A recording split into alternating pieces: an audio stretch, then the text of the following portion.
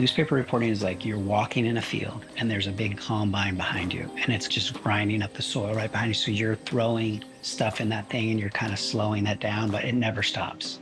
So it's really hard to be able to kind of poke your head up and look at, the bigger picture.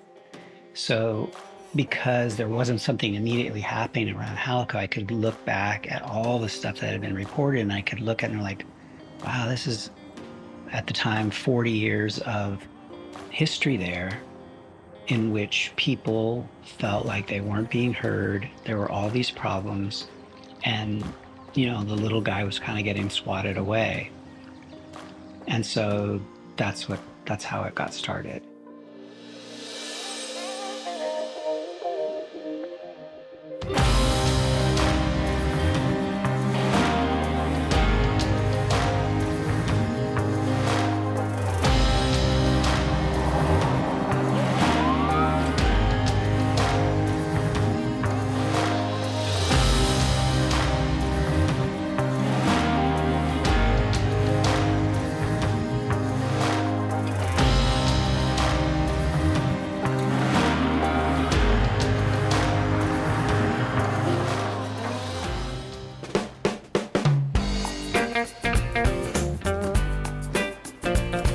Oxnard is a very diverse city. You can go and see the older neighborhoods in the city on the east side, and you can see new developments on the north side. There's a beach on the west side. There's a marina.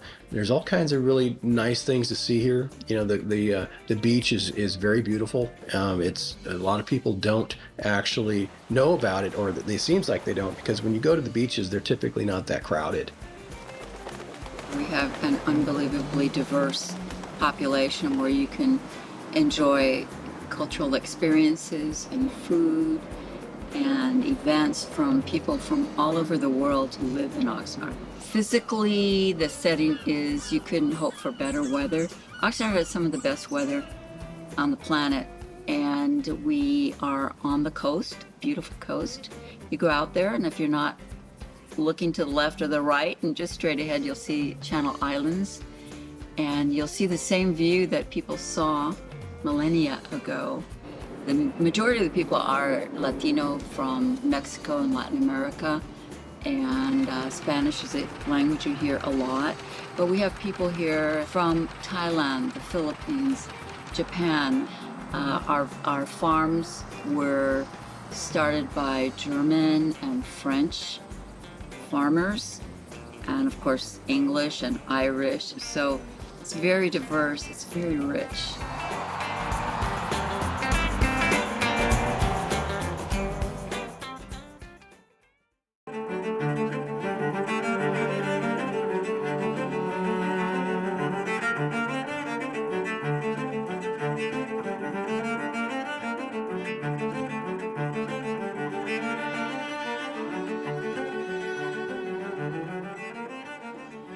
Well, Halaco was, one of the biggest polluters in our jurisdiction. We work from, basically Oxnard up to Gaviota, and they were just a massive polluter that had built up this giant 40-foot high, 15-acre pile of toxic slag on one of the most valuable and last remaining wetlands in all of Southern California, coastal California. So they were an easy target. They were an egregious, on-purpose, deliberate polluter that was causing major problems with air pollution, water pollution, groundwater pollution.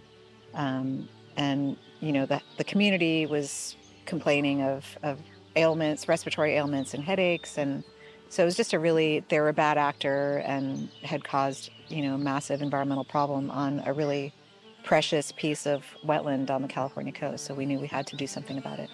Part of when I first started there, I had been an investigative reporter for a while doing different stuff. And when I started for the Star, I also had regular beats, which were covering the city of Oxnard, covering the naval base. And part of what I would do is just kind of cruise around the neighborhoods and talk to people and stuff. And I was aware of Ormond Beach, but I didn't know a lot of it. So I just went down there, and then you go down there and you're like, what the hell is that thing, right? And you touched on this in the beginning. It is So like if you look at like California's energy production, a lot of the facilities that were built in the 40s and 50s are on the coast. And part of the reason is because of the access to water, right? That's really important for their cooling. But nowadays people wouldn't do that. Why? Because like that's kind of like, it's like building a parking lot on the beach, which Ventura did, by the way, right? And like, why would you do that? Why would you do that in your most vulnerable or pristine environment? And it probably was just because that's what we need. We need the coolant. They just weren't thinking in those ways. And so some of these are this legacy of, planning, not really thinking this all the way through, or at least not having this in the forefront of your consciousness. Not the best place to put some of these facilities.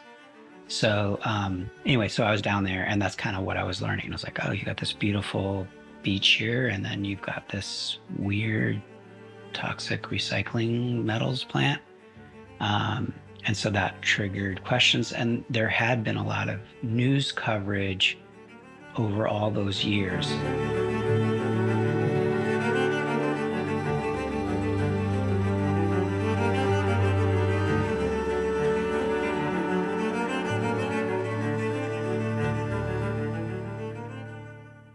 Halaco was a metal smelting factory. They basically took non-ferrous metals like aluminum and magnesium and recycled them into other materials. And while recycling sounds like a great idea, they did it in a very dirty way and were extremely polluting in their operations. I mean, there's groundwater everywhere. I mean, and that's actually really the biggest problem at this point is the groundwater pollution. That to me was like the core of the story. It's like, really, you just, for 50 years, you get literally thousands of complaints. I can't, my kid can't breathe. She's got asthma. Oh, this stuff corroded the metal on my car, on the flagpole. I don't think it's good. I can't sleep at night because they're running they had these giant tumblers, to make this insane racket. You could hear a mile away. People walking past the plant and this plume of acidic fog coming off of it and burning their skin. Nobody stopped that, right? So it's a pretty good story in that regard. Sad, but good.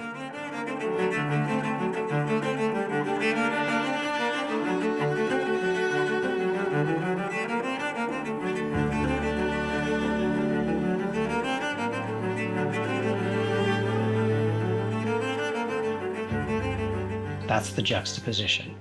You've got the most beautiful parts of California, the coast, and you build an industrial waste facility. It's recycling industrial waste, chemicals, low-level radiation from munitions, and it's right next to the beach, an endangered wetland, and people. Not smart. And yet nobody was able to ever stop them.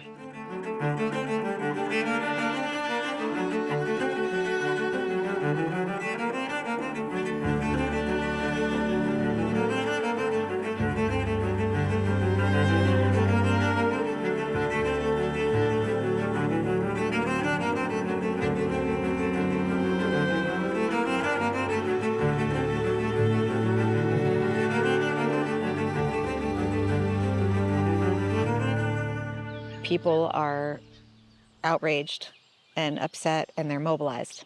And that's more than I've ever seen in my 25 years as an environmental policy advocate. People are motivated, and they're angry, and they're willing to stand up and take action. And we can all band together and stand up against this and fight back.